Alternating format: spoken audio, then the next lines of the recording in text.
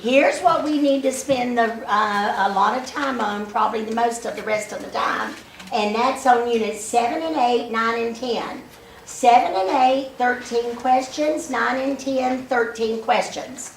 And then under your state portion, 7 and 8, 8 more questions. So 21 questions out of units 7 and 8.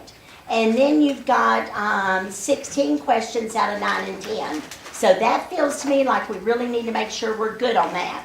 So, and a lot of the other subject matters we've recently discussed. So if you've got any issues about financing, some of the late subject lectures, let me know. But let's go back. 7 and 8 and 9 and 10 were a little bit ago, weren't they? So let's make sure you feel good on that. So first of all, the Sherman Antitrust Act. And so this came up in unit, now some of this is 7 and some of it's 8. But what is the Sherman Antitrust Act about? Antitrust, what's that about? You don't remember that? Ian does. Ian had his hand up. Ian, I didn't see you. I beg your pardon, this might be in unit 8. Ian knows. I think I know. I think I know. Is it about like monopolies or like price fixing, stuff like that? Yeah. Ian said, is it about price fixing? And that is one component. Antitrust is about price fixing. And let's just see where this may be in your reading. 189? 189 at the bottom. There you go.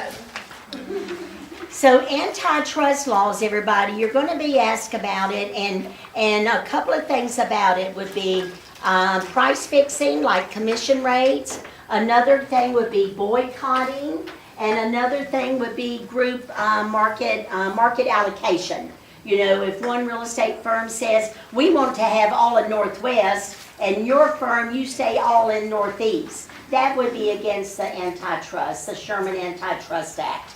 And price fixing, I'm sure you're going to hear this in the real estate business when you start. Is the going rate still 6%? And there's no going rate, everyone. How would you answer that question? If someone says to you, hey, is the going commission rate still 6%? What would you say? All rates are negotiable. Rates are negotiable, right? What we usually. It's what?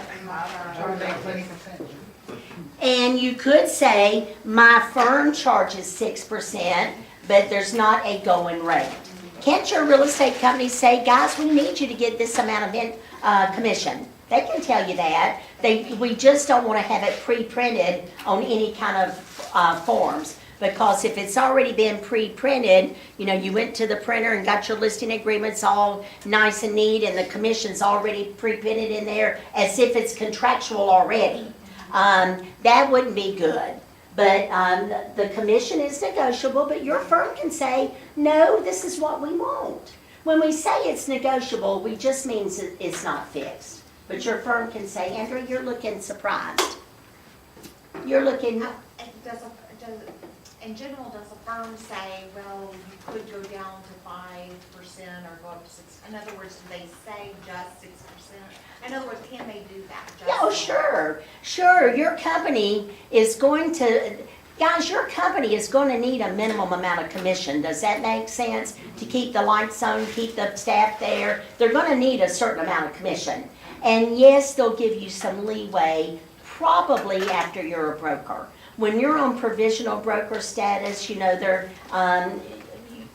when you're a full broker, you might have a little more autonomy, and you might be able to make a few little decisions more on your own. But yes, your firm can say, you know, we need this. If you get in a situation where you really think it's a good listing for the company, call me and we'll talk about it. But I can tell you this, and it probably sounds hokey a little bit, but people do respect you when you stick to to what you charge. And you know, and you hear a lot of people say, and this sounds corny, if you can't stick up for yourself, how are you going to stick up for your client? You know, here's what I charge and we're worth it. Here's where the money goes. And so, because a lot of the consumers out there think, you are going to get that 6%. And my son's already had people come up to him, boy, all you have to do is sell a house like that and you get $10,000 or something. And we know it breaks down different, 4 times, doesn't it? At least 4 times the commission. But commission is open for negotiation. If you were in property management, you may would charge more than 6%. If you were in commercial real estate, you might would charge more than 6%. And in residential, there are companies that charge less routinely. There are companies that will put a listing into MLS just charging $500 to put it in MLS. So it's negotiable, but it doesn't look that way. When people call agents to interview for listing, you know, competition drives it. And if my competitor's charging 6%, I need to make sure, if I go in and say I want 7, the odds are I'm not going to get the listing. So it's all about competition too. Does that make sense? Okay, so the Sherman Antitrust. While we're here, look at the do not call laws. On the do not call registry, you will be asked some specifics. And specifically, there's 18 months, and specifically, there are 90 days. Do you remember those? Okay, somebody tell me. 18 months is for a client, someone that you work with directly, and then the 90 days to 3 months is someone like a sales lead, if they like ask online, things along those lines. Okay, Kim said, if the 90 days would be if somebody is on the do not call registry, but they reached out to you first. Not you have a right to stay in touch. It's a 90-day window like that. If you've had a past business relationship with them, it's 18 months. If you've had a past business relationship, even though they're on the do not call, you can still contact them. It is pretty neat actually, like 2 years later, even though it's out of the 18 month, when the realtor calls and says, hey man, this is da-da-da, just checking how things went in your place. That's pretty Well, good. this is for soliciting business though. Jose's bringing up real estate agents just staying in touch. Yeah, you could say you're still trying to solicit business, I get it. But if you're staying in touch with your clients, I don't consider that the same thing really. But maybe good point, I don't really know. But this is soliciting business. Soliciting business, if someone's on the do not call, they're saying don't solicit. They're saying don't call me. Uh-huh, uh-huh, You said we can sign up for a do not call on the website or something like that? uh-huh. And that's for like those scams and everything? That's where this really those scams are going? I don't know when you get on the do not call, I don't know what it eliminates. I don't know what it eliminates. I used to get at least 8 prank, I don't call them, well, they're not prank calls, but they're like, oh, don't forget to pay for this person, or, Well, political ads are exempt. or we can pay off your school loan that I don't even Guys, have. hey, listen. Or I would get a call saying, we can pay off your school loan that I don't even have. Or it's the last day to get your warranty on your car extended. I used to get 8 calls a day, and since we discussed that in class, I went on there and typed in the do not call list, and I haven't got any. Yeah, it does take you off of solicitation, but there are things that are exempt. And charities might be exempt, and maybe political ads might be exempt. But as a real estate broker, let's focus on that. As a real estate broker, before you just start cold calling people, you need to run their number through the list, through the registry to make sure. And before you call them. Alrighty, agency duties and responsibilities. Everyone, when you look on about agents' duties and responsibilities, how about page 139? So we know that we're in fiduciary, right? And when we talk about agencies' duties and responsibilities, it doesn't matter if we're talking about the buyer client or the seller client, does it? Now, I don't know what it felt like to you when you read these 2 units, but it really feels like when you're being taught, it feels like it's all about the seller. You know, it seems like the discussion focuses on seller most of the time, and then at the end, they bring in buyer agency and buyer representation. Well, part of that is we've always represented the seller, always. You know, if a seller wants to put their house on the market with a real estate agent, they don't have a choice to be a customer. They will be a client. And so we've always had seller sub-agency, looking out for the seller. But if you represent the buyer, you would owe the buyer the loyalty and the obedience and disclosure and confidentiality and the accounting and all of that. So be careful about that. Here's a good test question, I think, or a good thing to think about. If you are a buyer's agent and you hear that the seller is on the verge of bankruptcy, do you tell the buyer that the seller is on the verge of bankruptcy? And a lot of people say no. And the answer is yes. And see, that's confusing because we're so used to protect the seller. But if you represent the buyer, you're not protecting the seller. And so you've got to read carefully. If I am a buyer's agent, it means I'm not in dual. Are you with me? If I am a buyer's agent, my loyalty is to the buyer, and I'm supposed to find out everything I can about the property and the seller that will help my buyer get best terms. If I represent the seller, I'm to use my best efforts to find everything out about the buyer to give the seller their best bargaining position and best terms. Even if you're appointed? If you're designated, you're a buyer's agent, aren't you? Yeah. So even then, if you're in dual in the middle, no, but when you're a buyer's agent. So your agency duties and responsibilities, we've talked about fiduciary a lot, haven't we? So trust and confidence, we know for sure. Disclosure, go to page 141. You usually get asked about some of these disclosure things, and I know for sure you'll be asked about offers in unit 9 and 10, but on 141 they're saying that we disclose all offers. Now this is really talking about when you represent the seller, but you disclose all offers to the seller no matter how good or bad the offer is. All offers must be disclosed, right? What if the property is under contract already and somebody wants to make an offer? Do you disclose it? Yes. Must.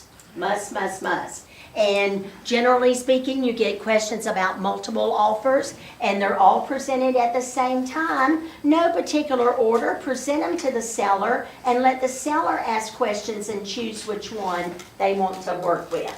And so disclosure is a good one. We talked about our disciplinary section in license law. You don't self-deal. You don't look out for yourself instead of your client. That's an agency responsibility too, isn't it? You obey your client as long as it's not against the law. If your seller says to you, I want to list my property, but we have a newborn, so there are going to be days, there's going to be times of the day that we don't want you to show the property, like the baby naps between 12 and 2. Can you obey that?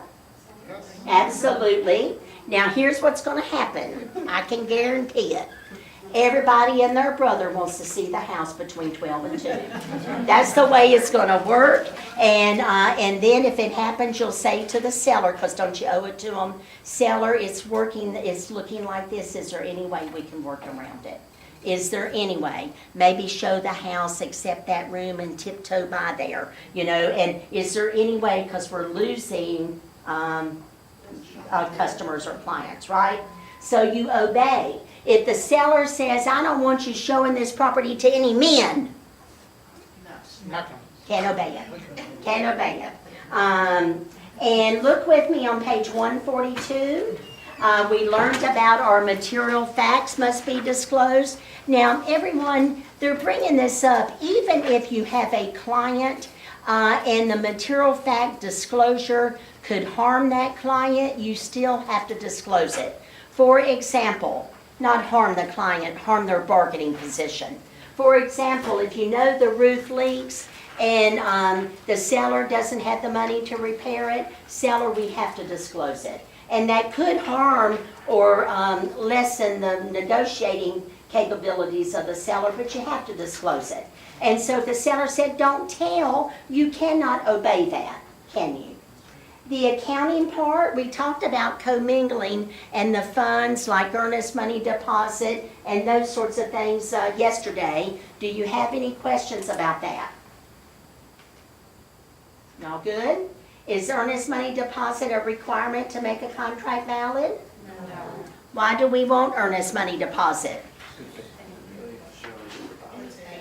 Should show good faith, and why else per contract? And what? According to our contract, why else do we want earnest money? Because that's 3 days. Here's why we want earnest money. It protects the seller in case the buyer breaches. That's why we want earnest money if you represent the seller. Are y'all with me? Yeah, you were absolutely right. It is good faith. It shows earnesty, and there may be times that a buyer might not have the money. Golly, if they're getting 100% financing or FHA, they may not have the money, but it shows good faith and good intentions. And a real important reason, if you represent the seller, it's in case the buyer breaches. Remember, it's the only thing that they get. Alrighty, and so reasonable skill and care. We talked about the misrepresentation. We talked about the omission, and that probably would be something involved in that. And so you have duties to investigate. You have duties to look out for red flags and that sort of thing. The consumer counts on you being an expert. Agents' responsibilities to third parties. Justin and I were talking about this a little bit yesterday. This is not fiduciary, everybody. When it says agents' responsibility to third parties, that's not fiduciary. Because you don't owe a third party confidence, do you? You don't owe them confidence if they're a customer. And so, but you do owe honesty and fairness and service. So just to remind you, if you meet a would-be buyer and you discuss the Working with Agents brochure and they choose to be remain a customer, you still will show houses to them if you want to work with a customer. You still will show the houses. You still will fill in the blanks on the offer to purchase, right? Because you're being of service. I was anxious to hear what kind of music you were listening to. But you owe them fairness and honesty and a certain amount of service, because when you're showing the buyer, aren't you looking out for the seller? Should we show buyers' houses? Should we show the seller's house, even if the buyer's a customer? Shouldn't we write the offer up for them? Because we're acting as a seller sub-agent then, aren't we? You just can't advise them on anything that would be negotiated. Alrighty, and so any questions on agency responsibilities? Read carefully. Here's some clue words. If a question says, Hamad is working with the buyer, showing the buyer houses, is the buyer a customer or a client? Customer. If it says Hamad is working for the buyer, he's a client. If it says Hamad represents the buyer, he's a client. So they may in your test say Hamad is a buyer's agent. They might say that, but also look for those other words too in case they don't. They're going to say your name?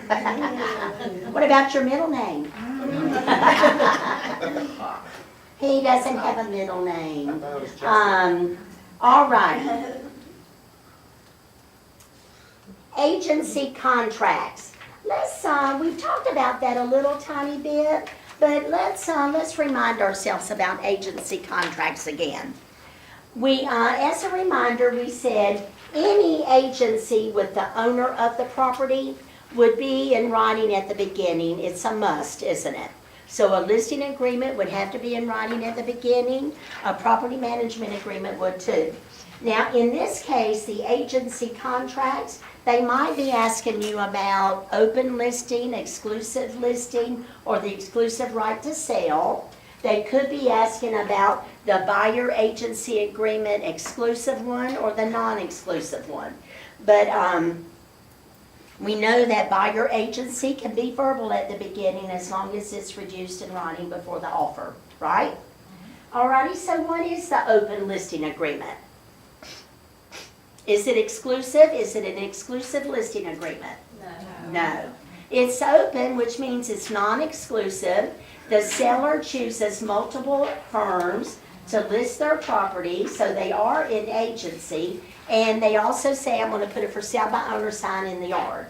Whoever sells the property gets the commission. The exclusive agency means what? You're exclusive. To that client, They still have the option to sell it and not pay you. they still have the option of a for sale by owner.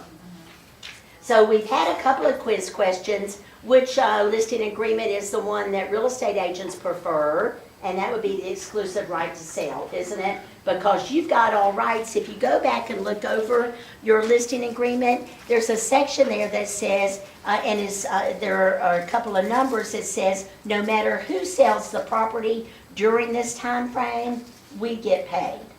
So that's saying, seller, even if you find somebody, we're going to get paid because this is the type of agreement we have. And remind yourself they have to have an automatic termination. It must end. Remind yourself that listing agreements and buyer agency agreements that are in writing may not automatically renew.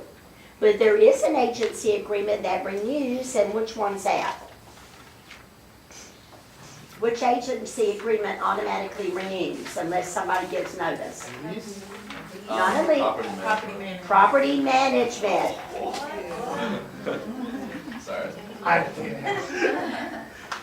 A property management agreement is a long-time kind of an agency agreement. Sorry, I'm sorry. It's a long-term kind of agency agreement, and that one would automatically renew unless one of the parties gives notice saying that they don't. Otherwise, listing agreements and buyer agreements end automatically, right? Guys, they pop out of the MLS system. You hear real estate agents talking about working the expired listings. You know, going out and trying to contact the owners of the listing that expired because they're looking to ask them to list with me now and not them. So, you know, that's a way to get business too. And they would expire out of MLS 1201, you know, so it does expire out of the system. Classification of agency, universal, general, and special. Are you all good on that? What type of agency classification are real estate brokers usually? Special. Special, you are. And a property manager would probably be general, because why? Because they've got a whole lot more responsibilities, more things that they're doing. And another reason is they do make some decisions for the property owner. And then the universal would be like a power of attorney where the client says, step in for me while I'm gone or whatever and make my decisions. Let's look at what terminates agency, and this is on page 153. Now, I think this could get a little bit tricky, and maybe it has been for you, but what terminates agency is probably what's going to terminate offers too. Tell me if that makes sense. What terminates agency is probably going to be similar to what terminates an offer. So in other words, death of a party would terminate agency. So if you have a listing agreement, your company and the seller passes away, that listing agreement is terminated. If you happen to pass away and you brought that listing to your company, it is not terminated because, like Jose said a couple of times this morning, the BIC will appoint someone else to take over. right? If you're negotiating an offer to purchase, a buyer and seller are negotiating and one of those parties passes away, that offer is terminated. Y'all good on that? And if the firm, Huh? and if the firm. It's not the firm, on the offer, it's not about the firm. Going back to the listing, go ahead, Angie. I was just saying, and if the firm dies, or ends, or goes out of business, then it terminates. It would terminate the listing agreement Right. or the buyer agreement. Angie's reminding us, because I just said if the seller passed away, if the firm closed up, went bankrupt, or the BIC died, or something like that, it would terminate the agency agreements. That's true. In the offer to purchase, it's between the buyer and seller though, isn't it? And it wouldn't matter what happened to the agents per se, it's between the buyer and the seller.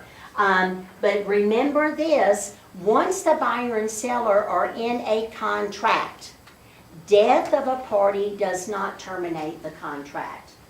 Y'all good on that? Okay, let's talk about destruction. You have a property listed and this hurricane comes through and destroys the property, the listing is terminated. If you are in a sales contract and the hurricane destroys the property, the sale is not terminated. Are you good with me on that? Maybe not. Okay. I might ask your question first. What if it's like pieces of the property? Like what do you mean? Like say a tree falls over. No. What if, It would have to be destroyed. okay. Okay. Hamad is saying, what if a tree fell on the corner of the house and the gutter fell off? That's not called destroyed, right? Destroyed means destroyed. Gotcha. So here's what I said. What did I say? In a listing agreement, on a listing agreement, if a house is destroyed through, from the tornado, it terminates the listing because you don't have the product to sell, right? If, however, we're in a sales contract and that house got severely damaged, destroyed by the tornado, it does not terminate the sales contract. So what would you do to find out? Oh, y'all asking me what to do? I want you to go to page 274. Ian, I read the book, I swear. you read? Go with me to 274. I'm picking on you and I hope you know that. It's okay. Let's go to page, go to page 280, let's see, 282, everybody. Good question. So what would you do? The buyer has a unilateral right to terminate the contract if it's destroyed. Look at number 12, everybody, on 282. What if the buyer didn't want to cancel? How would you decide? Insurance. Seller's insurance proceeds to build it back. Oh. Oh! What if there wasn't, would you just get rid of the value and sell it for the property price? What now? Like- The contract's not terminated. I know, but like, what if there wasn't insurance on the house to rebuild it? Would you just decrease the value of the house and sell it at the value of the property? I don't know the answer to that, but you're making a very good point. Ian's making a good point. I don't remember seeing on the listing agreement, maybe Asher could tell me, I don't remember seeing on our listing agreement a question that says, seller, do you have homeowner's insurance? I don't think it says that. I don't think that's on the sales contract either. And guys, that might not sound like an important question, but having homeowner's insurance is not a law. Now, if you're going to get a loan from a bank, they're going to want you to have it, but what if the seller's house is paid off? What if they paid cash and said, I'm not going to pay insurance premiums, I'll just take the risk, if something happens, I'll pay for it, right? So Ian, that's a good point. If there's no insurance, the buyer won't get the insurance proceeds, and so they're either going to just get the land if they want it like it is, or terminate the contract. It says in number 12 on the very last sentence, the seller is advised not to cancel existing insurance on the property. So that would be part of your vetting when you're doing your listing agreement anyway, on whether or not they have homeowner's insurance. You'll know that by the end of the closing. You should ask that question, she's saying, because, you know what, that's a very good point, Azure. When you're out there listing a property, say you're trying to get the property on the market, I would probably have my sales contract with me. And in fact, on the listing agreement, it says you're giving them a copy of the sales contract. Don't you think at this time when you're educating, let's review the sales contract and let me show you a few things. And that would be a good thing, verifying that they have insurance. But guys, here's what I'm thinking about, and this isn't a training class. I'm not trying to train you, but here's what I'm thinking. If you've got their captive attention right now, let's educate them as much as possible, because number one, you might go into dual agency and you won't be able to advise them then.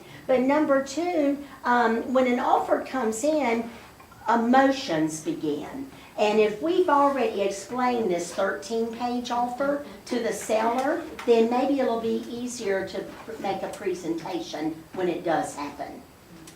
I think it's real important on the buyer side too. That's intimidating. 13 pages or 12 or whatever it is. Let's review it now before we even start looking. Let me explain to you how the process works. Seems like that would be good. Alrighty, so termination of agency. Let's go back there to, what page was that on? 153. 153. Termination of agency. So look at this for a minute and make sure you're good to go. When you do the job, 153. When it expires, mutual agreement. If one of the parties breaches,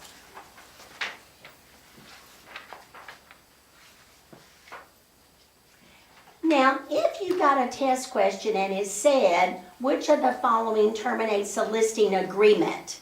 Now, you all know by now that's the same thing as what terminates agency.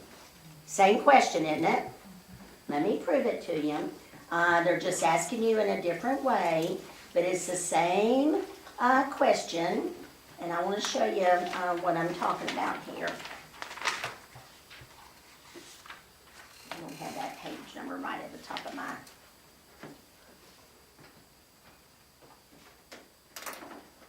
What terminates listings is what terminates agency.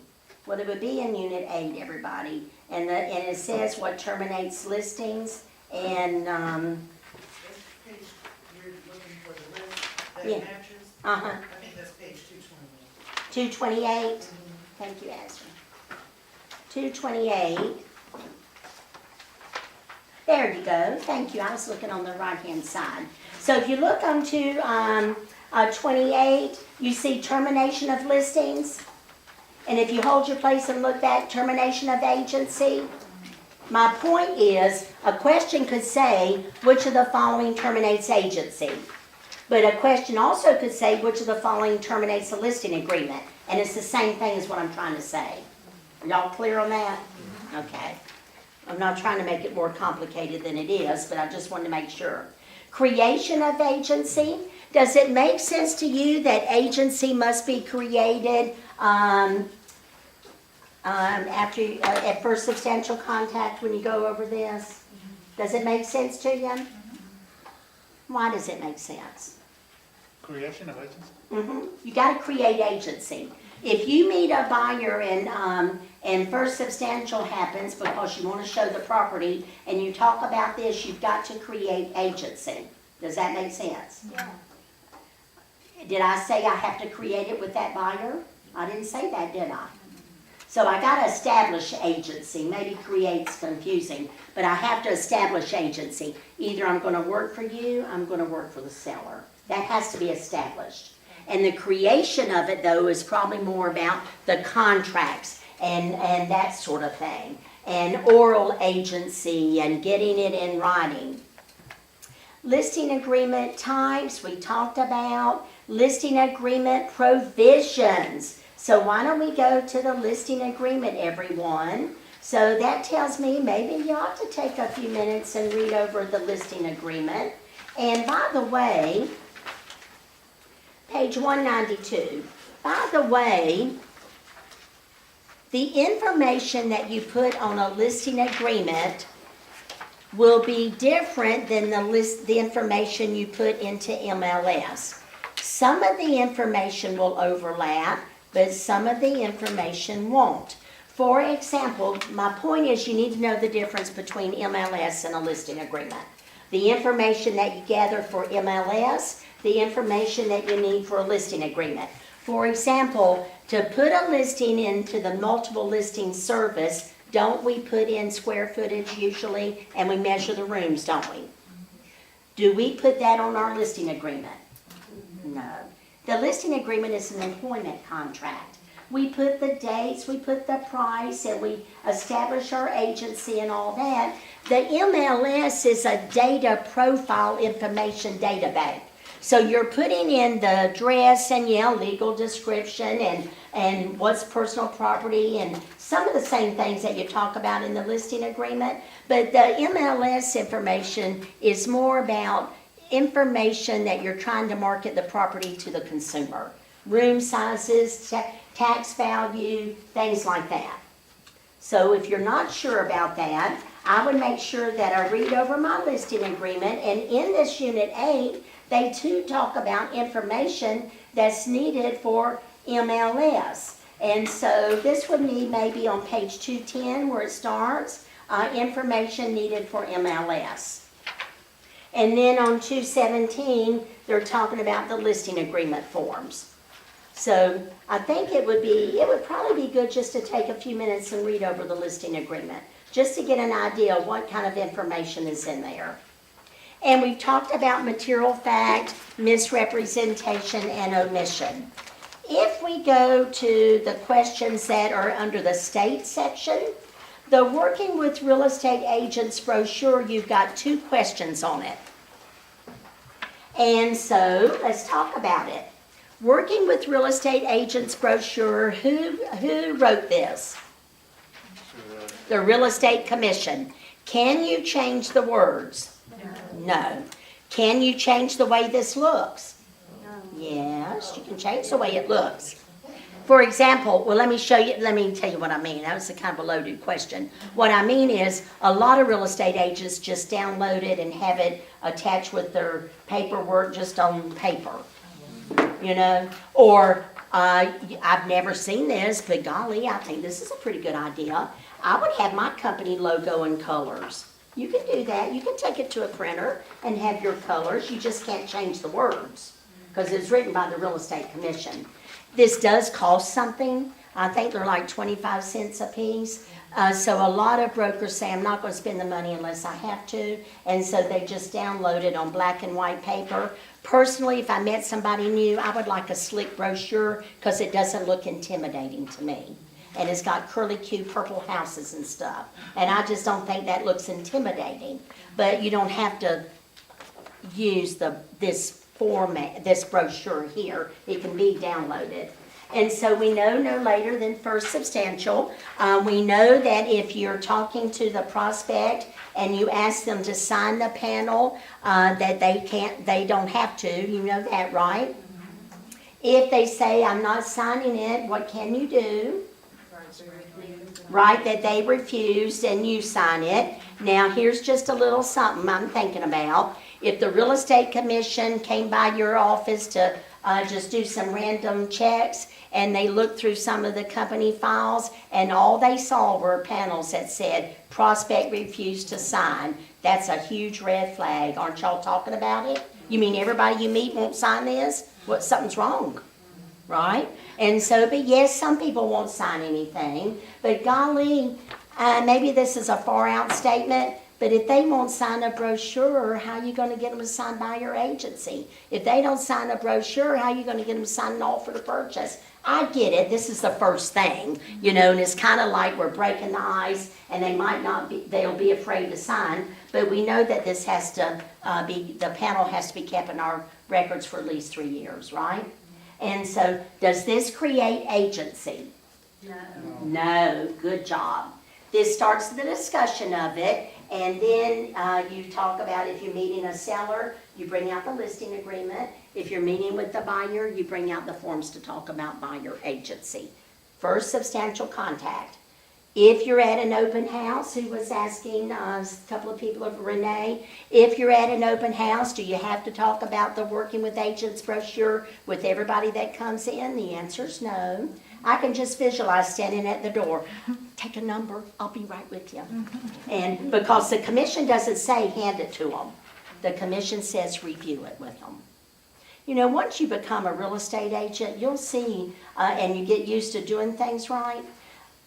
My husband and I went to look at some property down near the beach. This has been 15 years ago. And it was new construction.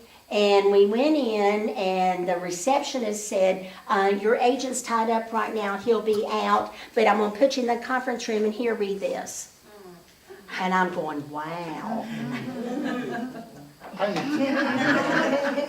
I'm overly critical because I teach this stuff, but I said, wow. A question about the panel and to keep them for 3 years. What if it's a customer you never enter a purchase agreement with or listing agreement with? Any prospects you have, you need to keep those panels for 3 years? Yeah. Okay. Yeah, it makes you wonder. The question is, where do I keep them? Because I might not have established a file. You know, I might just have met a cold call person and I reviewed it. Now I got a panel. I would ask my Vic about it, but I might have like a file 13 where I put prospect, you know, and have it. But you're supposed to keep them. You're supposed to keep them. Okay, then. Dual agency requirements. Does a real estate company have to offer dual agency? No. It's a company decision, everyone. It's in your reading said it's a broker in charge's decision about company policy. If a company offers dual agency, it means that they'll represent a buyer and a seller client in the same transaction. And it means that they know that the transaction will have to be neutral in regards to the agent anyway, or agents, and you give a level of service to both parties. Dual agency, I think there's a misunderstanding, but your book does clear it up, I think.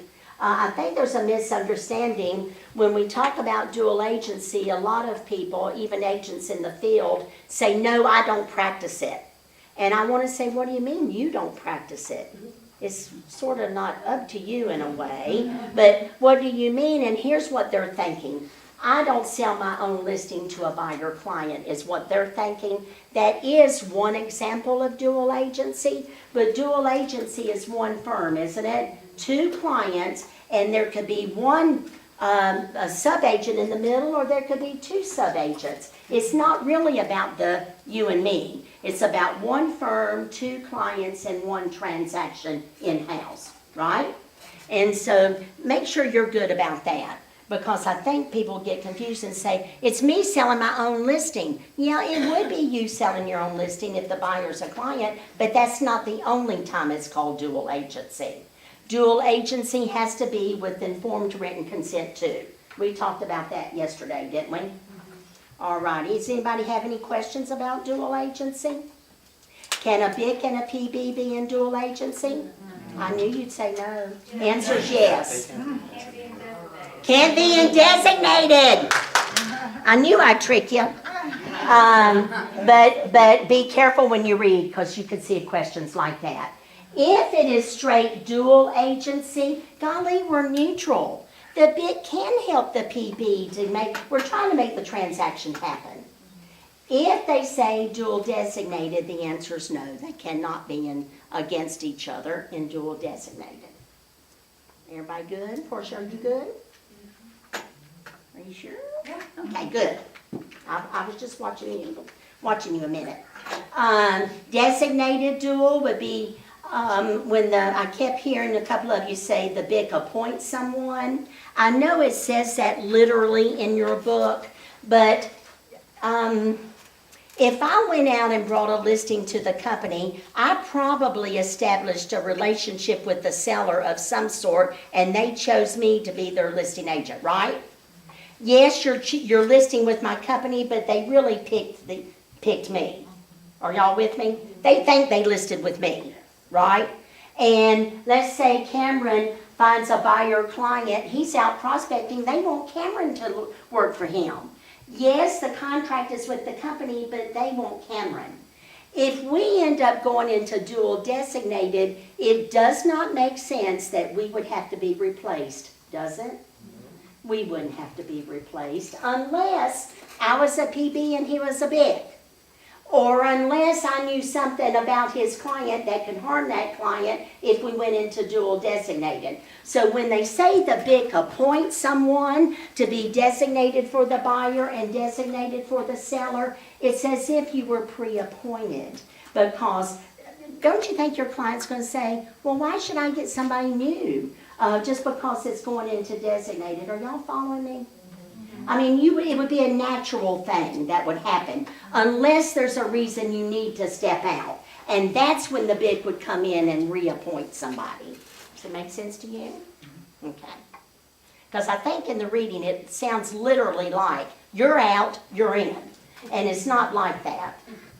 Because you're working hard to bring the business, why would you want to be replaced on that? But if you knew something that could harm the other client, you'd have to be replaced. If you were a BIC against a PB, one of those persons would have to be replaced. Otherwise, it'd be natural. By the way, why don't all companies offer dual designated? Some are too small. Could be small. Too small. And what does that mean? The company's too small, so we're not going to offer dual designated. Why does that go together? Somebody. There's only 3. There's not enough people to step in case somebody has to step out. And the other reason is when a company offers dual designated, guys, it's a major liability to the broker in charge because the broker in charge has to make sure that the agents are not talking amongst themselves. Your files need to be kept under lock and key. No information about your client should be overheard by another agent, because it would ruin the possibility of dual designated. So it's a liability to the BIC to oversee making sure y'all aren't talking about your clients with each other in case dual designated comes up. If the firm stays into dual, if you come in and say, my seller is really desperate, boy, they're on the verge of bankruptcy, that's not a violation of agency because doesn't everybody in that company represent the seller? So that wouldn't be a violation. But if your company offers dual designated, your broker in charge is going to say, don't talk about the clients amongst ourselves. It needs to be confidential. Everybody good?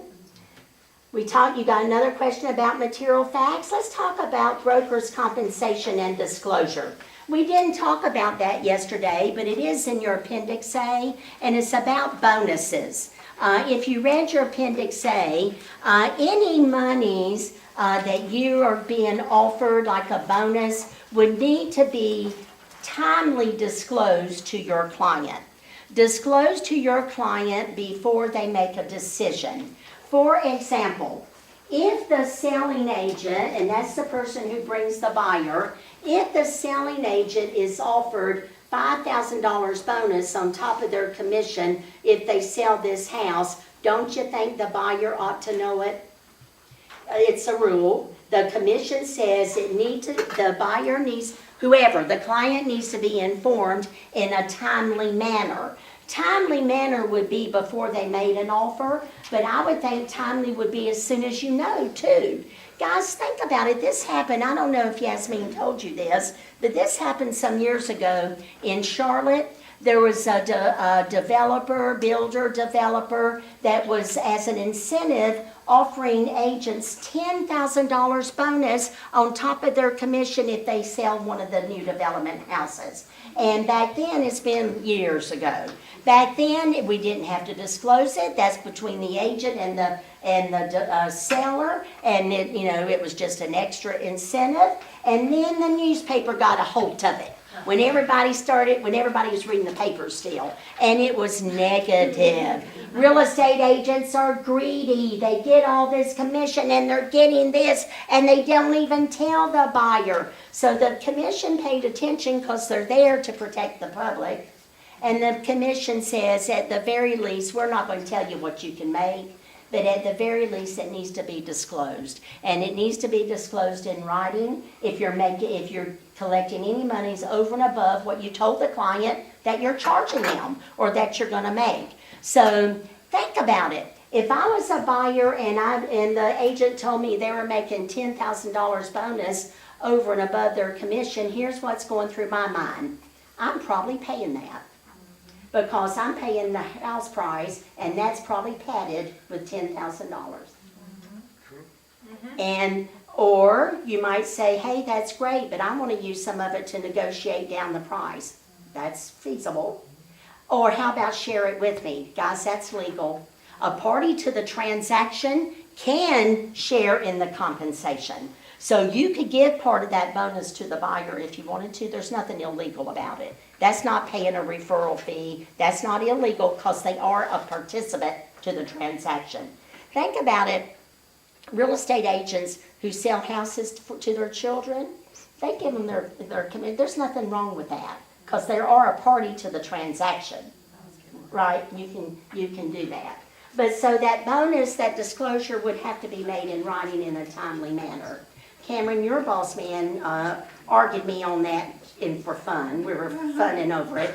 But he said, Jan, what's timely? Can I tell it at closing? Is that timely? And I said, H, no. That's not timely. You need to tell it way before then, before the buyer makes a decision. You know, if you're sitting at the closing table, oh, by the way, I'm getting $10,000 extra, that's not going to look good. So it doesn't have to disclose the exact amount of what the bonus is? And in writing.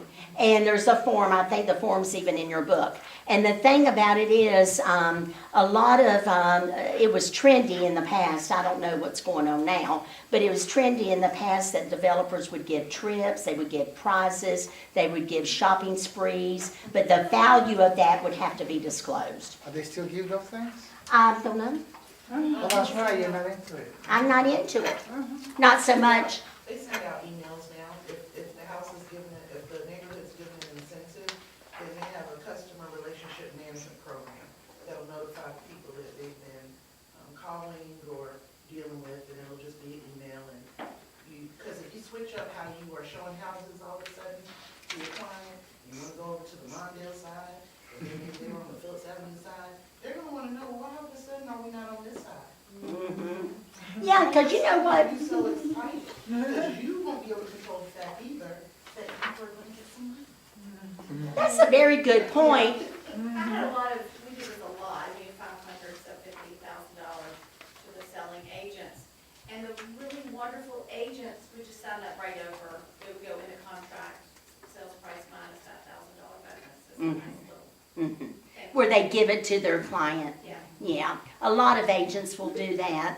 And I've heard a lot of agents say, you know, the commission is what I've worked for. And I'll be happy to share that with my, now if it's 10, I don't know. All right, everybody, let's talk about contracts now a little bit. And let's make sure you're feeling good to go. And units 9 and 10, offers, counter offers, written or oral. There's something interesting. Maybe we were having this discussion last night, Linda and Kim, maybe we were having this last night, or maybe it was yesterday, I can't remember. But contracts can be verbal, can't they? And they can be valid and all of that if they're verbal, as long as the people don't disagree. In other words, back in the day, and maybe even now, people handshake. And if there's no conflict, it's okie dokie. So when we talk about the statute of frauds, though, and we talk about contracts, we know we put contracts in writing to make them enforceable, don't we? Because then there's no he said, she said, and so having it in writing is the best.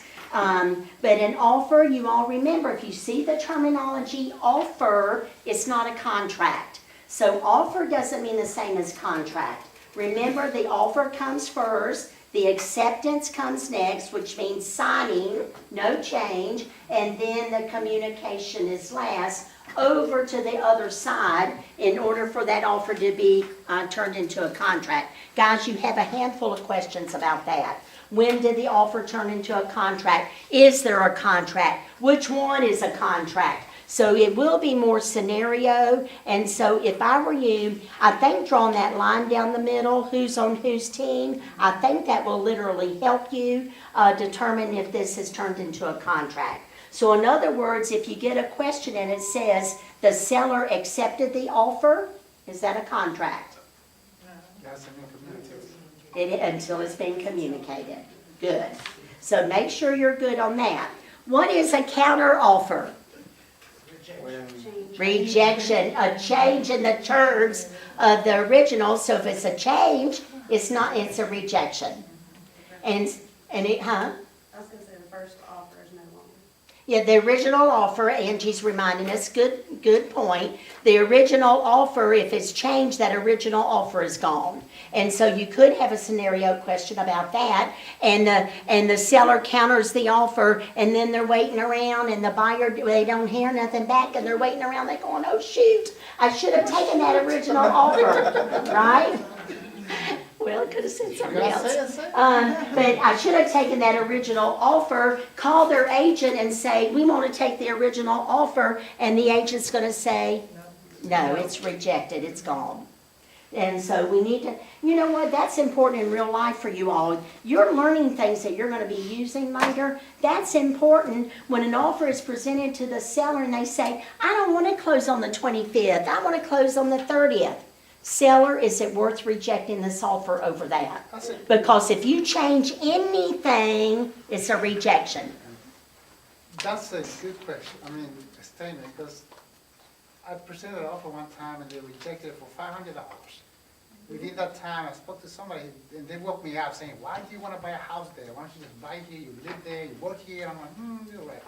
So, and my agent was, who are they working with? They didn't reject it for $500. And I didn't buy it, and even though they called back and said, hey, and we're like, no. What Jose is saying, $500 in the whole scheme of things might not be worth rejecting, but then again, it could be that close for somebody too. But sometimes you'll get frustrated where the parties just won't budge. You know, they kind of get stubborn. I'm not coming down anymore. I'm not going up anymore. And are we going to let this deal go bad over that amount of money? And so I hear your point about that. In the whole big scheme of things, are you willing to let it go for that? A lot of stubbornness, a lot of pride, it gets personal in residential sometimes. And as a real estate agent, you need to be there keeping it cool. All righty. Let's talk about valid, void, unenforceable. What unenforceable means verbal, right? Means verbal.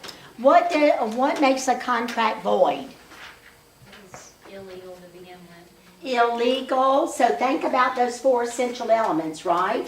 The things that you need to make a valid contract. So if it's unlawful, if someone's incompetent, if there's no consideration, and if it hasn't been communicated, not mutually agreed, wouldn't that void it? Yes, sir.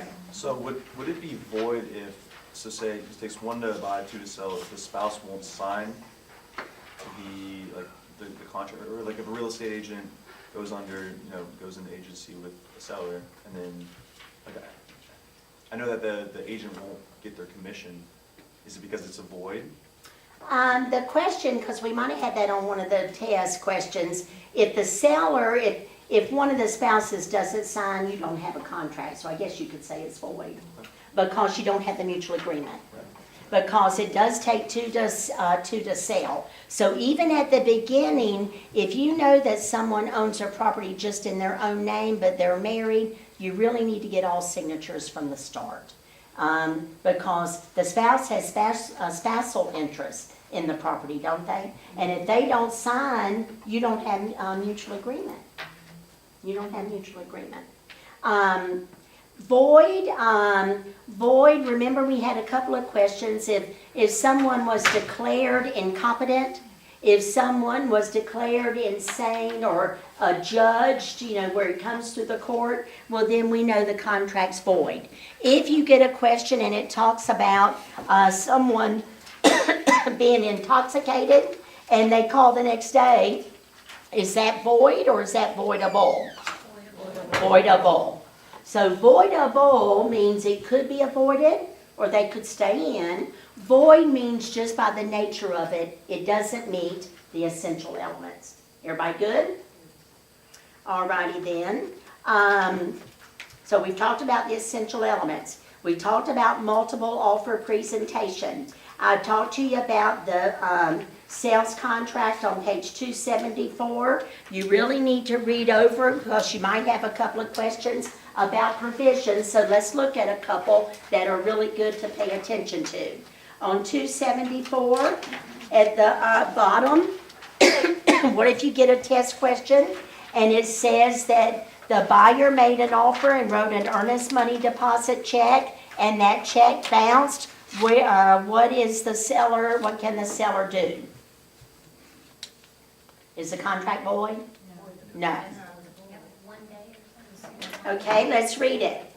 Should the buyer deliver fees and they come back insufficient, then the buyer shall receive 1 banking day written notice from the seller to make the funds good. Guys, you literally need to read these things because it's kind of going to be read, it's kind of going to be worded the way it's written. You could be asked about earnest money provision in the contract.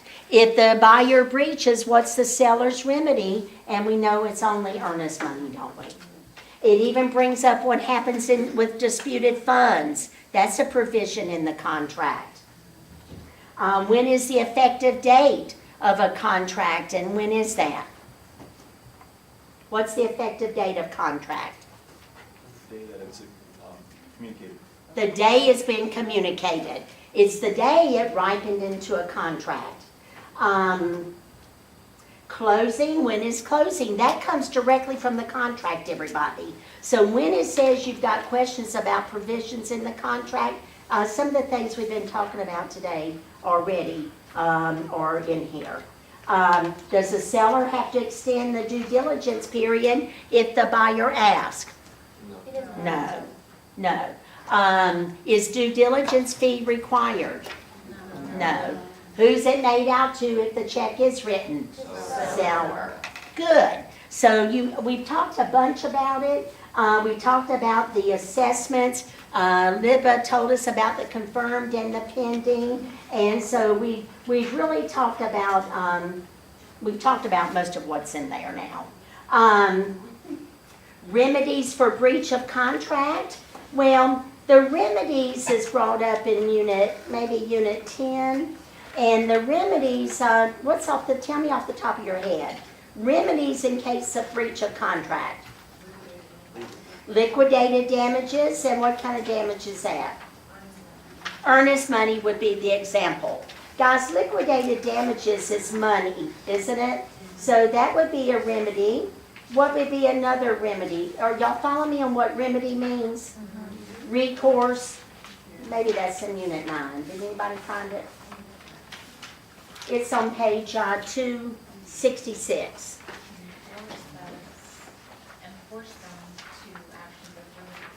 Enforce the contract, and we call that a specific performance, don't we? Right? Liquidated damages, compensatory damage, rescission of the contract.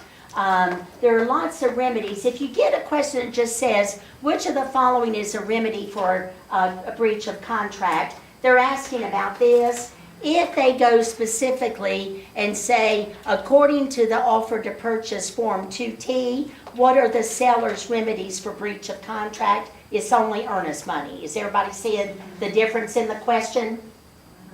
Okay, all righty. Let's talk about options. An option is a contract, first of all. Is everybody good on that? So I would remember it's a contract. It's a unilateral contract, and what does that mean? One party is bound. Who's bound? The seller, and we call them the optionor.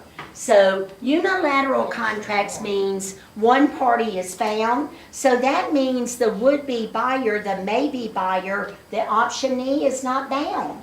The negotiations all occur up front, and it's an exhibit. Exhibit A is the sales contract, all the terms filled in, but it's not signed yet because the optionee says, hold it for me for this amount of time until I decide if I want to opt in.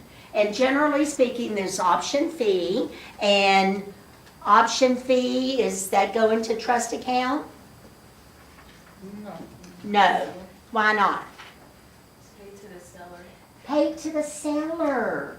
Did you want to say something else? It's paid to the seller, and another clue, everybody, is the word fee. Fee means the cost of something. And if an option check is written, the optionee is paying them for their time. You know, hold this for this amount of time until I decide. Same thing for due diligence fee. Isn't the buyer asking for some time to decide if they want to stay in? And so fees don't get, they're not deposits. A pet fee on a lease does not go into the trust account. It's just the cost of allowing a pet. Now, if you see the word deposit, that's what goes into trust accounts. Good? All righty. Termination of contracts. Okay, Angie? When you said unilateral, one-party bound auctioneer, is that seller or buyer? Seller. Okay. The optionor, the giver of the option. I understand that question she's asking. I think that one is confusing. It's confusing like mortgagor, mortgagee, isn't it? The mortgagor is the lender, but it feels like the borrower's the giver, doesn't it? But the mortgagor is the lender. On the option, it feels like the buyer should be the optionor, but it's really the owner. The owner is given this time, this right to, the owner's holding it. So the owner on an option is called the optionor. The mortgagor is the lender? The mortgagor is the borrower. Okay. I didn't say that wrong, did I? You said it vice versa. Oh, I did say it vice versa? The mortgagor, I said it feels like the borrower ought to be Yeah. called, it feels different, opposite. But the mortgagor is the borrower. They're the giver. Right? Termination of contract, you would see this on page 265. And so termination of contract could happen with a breach, when it can't be performed, or how about when it's performed? Golly, if all the terms in the contract are performed and you go to closing, didn't it discharge the contract?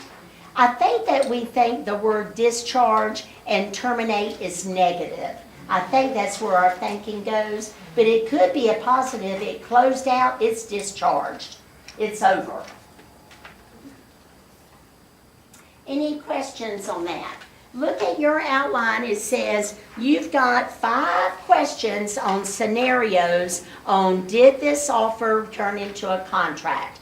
And so guys, it will be paragraph form. My advice to you would be I would read what the answer choices are. Are they asking me when it turned into a contract? Or are they asking me, is it a contract? Because then when you read each line, you know what you're looking for. Be careful for the roadblocks or the distractions. But you got to know what the question is really, don't you? Because it's sometimes these wordy questions, you look at and you go, well, what's the question? And that's part of the challenge. What do you need and what don't you need? But sometimes reading the answer choices will help guide you. Any questions on that? Let's look at what the questions might be in the state portion under the real estate contract. And so you've got a question on pre-printed forms, what they're used for, and maybe some of the provisions. In other words, if you were to get a test question, and it says, what do we say? The seller is selling vacant land. Which one of the following contracts would you use? Would you use standard form 2T, the one we've been studying? No, there's a vacant land offer to purchase, isn't there? And you do need to think about the addenda too. If a buyer wants to make an offer on the seller's property, but they have a house to sell, they would attach the contingent sell addendum. Guys, contingency means condition. So if you see contingency in a question, it just means it's conditional. Does that make sense? And so a contingent sell addendum, the buyer wants to attach that. This is subject to me selling. I'll buy the house if I can sell my house. And there's a backup contract addendum. And so that means that the house is already under contract, but another buyer wants to make an offer anyway, that offer would be presented, and with the backup addendum, the seller can even accept it, because the backup addendum literally says you are not primary. You will be secondary, and should the primary offer fall through, you will step into first place. We talked about that, didn't we? Why people are not taking backups during that due diligence period, because seems like the house ought to be shown. We had that discussion, but it would be up to the seller. And the due diligence, if the buyer applies for a loan and they find out after the due diligence date that they don't qualify and they walk away, do they get their earnest money back? No, Because time expired. time expired, and because They should have done it before. it's breach. They should have done it during the due diligence period, the time expired, and it's breach. Everybody good? If it happens after. So knowing what your due diligence is. For example, the inspections and all of that should be all completed in the due diligence. And if the buyer wants some repairs made, they need to have that negotiated during that time frame. If you're asked, do the repairs have to be made during the time frame? Do they? No. But the negotiations would need to be done, or the buyer's not going to have much, much chance of getting that agreed to. Any questions on contracts? So your wordy questions will be contracts and agency, everybody. So take your time and just say, I'm going to read this, just slowly and carefully. Look at the rest of your outline and tell me if there's anything that you want to ask about. It wasn't that long ago that you had your lecture on 11 and 12, but look at it and see. Now, the financing was a little bit ago. Are you okay on this financing? No. Huh? No. What? My answer is no. You're not comfortable I'm not comfortable with financing. finance, okay? Look at your outline on your finance, everybody. So you've got 9 questions.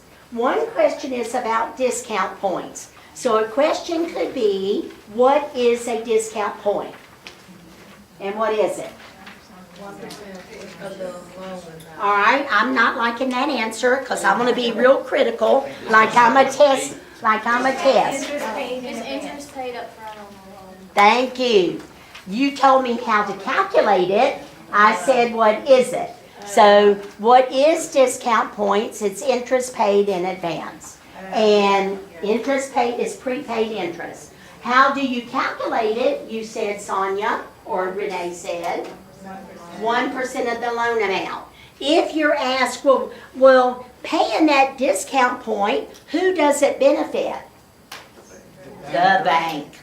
Guys, it doesn't benefit the borrower because they're paying interest. Didn't we figure, I showed you, it's probably like 12 years in advance they're paying interest. Alrighty, so clauses in a note. Guys, those clauses in a note would be like the acceleration clause or the alienation clause. And so let's go there and see if we can find that for you.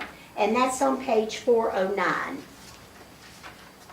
So knowing the differences in the clauses in the note, the acceleration clause literally means accelerate, speed up. If the borrower is in default on the loan in any way, missing a payment would be one way, not paying your taxes would be one way, not maintaining the property, there are lots of ways. The lender has a right to call the maturity date. Speed up the maturity date. In other words, it's due today instead of 10 years from now.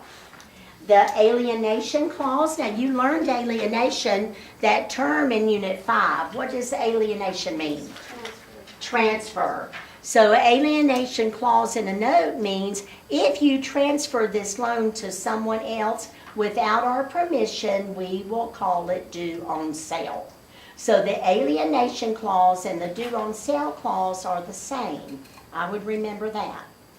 Y'all good? So generally, we're talking about loan assumption in that case, aren't we? If you transfer your loan without the lender's permission. And prepayment penalties are rare. Foreclosure, I would know what foreclosure means, and so what does it mean? Foreclosure means what's happening? What? You can't make your payments, you're in default. I guess the bank is taking repossession, I guess, of. Are they taking repossession? They're gonna sell. No, they're gonna sell it. They're gonna sell it. They're selling your- Go to page 401. Y'all know what it is. Sometimes it's It's just hard hard to. to put into words. I know. I hear you. Look at your first paragraph. Foreclosure is the process of selling the mortgage property to repay the debt from the proceeds. So I would know, you know what it is, and you would recognize it on a question. I know you would. But it does give students difficulty or trouble on a question about the deficiency judgment. So make sure you understand what a deficiency judgment is. So somebody help me. We know what foreclosure is. You all said that they're defaulted, they didn't make their payment, the bank wants what's due them, so they initiate foreclosure and, The deficiency judgment holds them liable for the difference that's not paid from the sale. excellent. Say it again, you said it very well. It holds the initial borrower responsible for the difference between what was left over from the sale and what they owe. Guys, what's the difference? The difference and deficiency goes together, doesn't it? And so there's a deficit. It holds that original borrower liable for that difference to the lender. You borrowed X amount of money from the lender. If they go to foreclosure and don't get that money, you still owe it. And they will seek a judgment against you to pay that difference. I'm glad you used that word. Because difference makes me think difference and deficiency go together. You owe the difference, right? And so that's good. And nobody's gonna give you a loan until you pay it off. And yeah, it's gonna affect your credit, it's gonna affect that.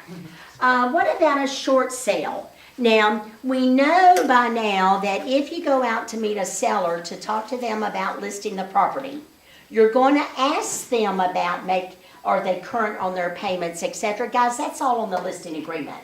So if you're asking those questions, you're not being nosy, and you can say, here, it's right here, I'm not being nosy, seller. Here are the questions I gotta know, because it affects how we market the property, and it affects what we have to disclose, because if the seller is in a short sale position or a possible short sale, it's a material fact, right? And so you're asking about it at the beginning of the listing if you're the listing agent, and there would be a short sale addendum. But what does short sale mean? It's like when they don't even expect to make any profit from selling the house, they just gotta get it like sold. Who doesn't expect to make any profit? The seller. The seller ain't gonna make any profit, that's true. The lender's probably not gonna make any profit, that's true. But the short sale means the owner is asking the lender to even take less than we owe you. You're not even gonna break even probably. Will you take less than we owe?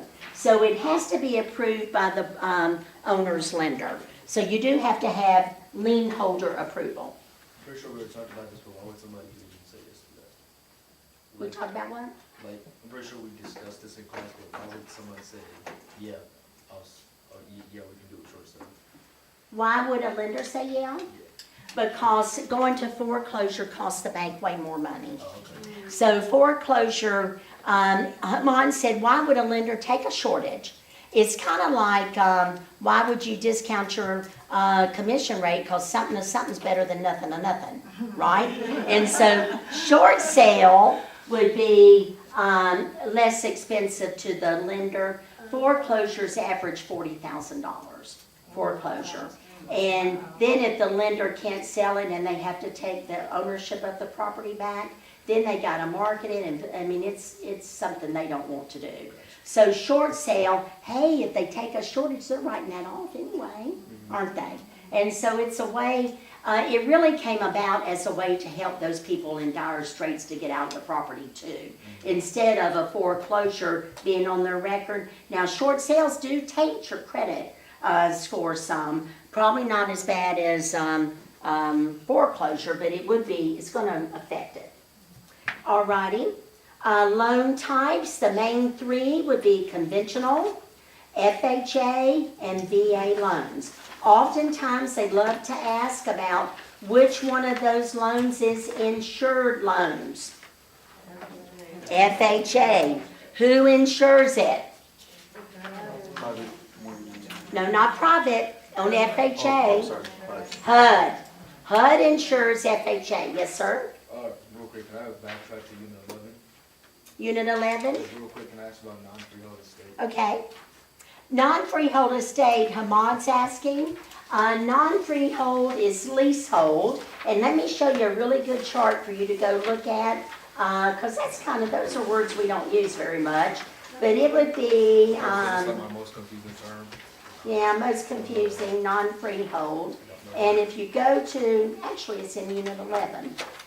Unit 11, if you look on page 326, you've got a chart there about the non-freehold. Here's what's confusing about it. Non-freehold means somebody's leasing. Page 2, is it 326? 326. Non-freehold means somebody is leasing property that somebody else owns. And the two most confusing would be the estate for years and the estate from year to year or period to period. The estate for years is a definite time frame kind of a lease. It ends automatically. Most of your commercial leases would be an estate for years, like a 3-year lease, and it ends. It doesn't renew. Most residential properties would be the period to period, where you start out with maybe a year at the beginning, but it will renew automatically unless people give notice. So the estate at years, no notice is required because it ends automatically. So it will be a question about one of those estates under the non-freehold. So non-freehold means non-ownership, and they could also refer to it as leasehold. That help? Yes, thank you. Those two are confusing. Uh-huh. You don't hold the estate freely. If you have a warranty deed on something, you hold on to it freely. It is yours, you can do what you want to do with it. But if you are leasing, you only have possession. You only have possession. You don't have ownership. Gotcha. I hope that helped. It helped me. Yeah. I used to get so confused by it. Those words at the beginning of the course are out there, aren't they? Alrighty, so the three main loan types, conventional loans could be insured or uninsured. If a buyer or borrower doesn't have at least 20% down payment, they're asking the bank to give them an insured conventional loan. And that insurance, Cameron, would come from a private mortgage insurance company. FHA loans are insured loans by HUD, the government. VA loans are guaranteed by the government, VA. They're guaranteed, and the guarantee protects the lender in case of default and deficiency. The mortgage insurance protects the lender in case of default and deficiency. Does that make sense? Back when the financial crisis was happening, the houses that were going into foreclosure, there were lots of deficiencies. Some of the private mortgage companies, private mortgage insurance companies went out of business because they were paying some of those deficiencies back, and they went out of business. So that financial meltdown affected a whole lot of different business entities related to real estate. I would remember who can get a VA loan. Remember, the VA loan is only available to qualifying veterans, honorably discharged. They would bring their certificate of eligibility, and they would have to have a certificate of reasonable value, which is the appraisal letter. Only eligible veterans or their unmarried widow or widower can use the VA benefits. VA benefits are not one time only, it's one at a time though, isn't it? And so the veteran can reuse his eligibility as long as the prior loan was paid off. FH, I'm sorry, did you say unmarried widower? Like he's Oh. dead. So you would think, I mean, you would be unmarried. Okay, I was like, so you're with someone dating when they die. Sorry, I thought that would help. not the dead veteran, not the dead veteran. The discount points still be in there. Like, if they want discount points. Unless you're married, not that. I remember in one of the tests that we just looked And at, that was- seller pays it. No, that's a mistake. What question was that on? That's Guys, why I was confused. guys, listen up a minute. We found an error on an answer on, what test did we go over yesterday? Was it the mock? The mock. All right, let's look at the mock. Cameron's asking, and I made a mistake. I think it's 77. I thought the answer was the answer Yeah. that did not have the number 4. Yeah. It was C maybe? Okay, listen up. On your mock exam, number 77, my night class found this mistake for me last night. Number 77, VA loans have the following characteristics. They can be assumed by non-veterans, true. Usually have no down payment, true. Can come directly from VA, true. Discount points must be paid by seller, not true. I gave you the answer D for that. It should be C. Seller doesn't have to pay the points, do they? They don't have to. The thing is, though, on a VA loan, they cannot roll them into the loan. They cannot finance those discount points. And so if a veteran is buying a property and they're getting 100% financing, odds are they're going to ask the seller to pay, but the seller doesn't have to pay. So the must word was the clue, and I just missed it. So is everybody good on that? By the way, I'm embarrassed about something. That math question, I told Renee, I said, well, I know the answer. I just got to figure it out. Number 98. The answer is A. What we did was the set in, taking off the dimensions. I had in my mind, guys, 98, that math question about the hedge, the answer's A. And all we did, and I've got the solutions for you. I'll, listen up, what is it? 98 on the mock exam. So you do subtract the 4.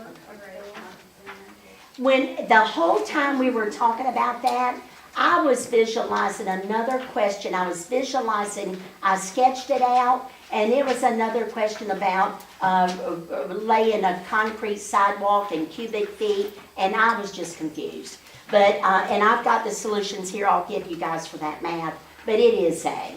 It's A. And so I owe Renee an apology. She says, I just want to know the answer. And it's A. So I really literally was thinking about another question. Okay, so you were asking about the loans, units 14 and 15. Justin, are you pretty, oh, well, let's finish talking about truth in lending. What is truth in lending about? How much is credit gonna cost you? Disclosure, the lender disclosing the true cost of the loan. The lender disclosing the true cost of the credit, right? And when is that disclosure have to go out? Within 3 days of application. Within 3 days of application, and it's called the loan estimate, isn't it? It's called the loan estimate. That loan estimate has the initial truth in lending disclosure, and it has the good faith estimate of the closing cost. Now, oftentimes you get a question about truth in lending and advertising. That's what the Regulation Z is about. If you are advertising financing and you say in the ad, call about this 10% down payment on this loan, it's a violation of truth in lending and Regulation Z because it's not the full disclosure.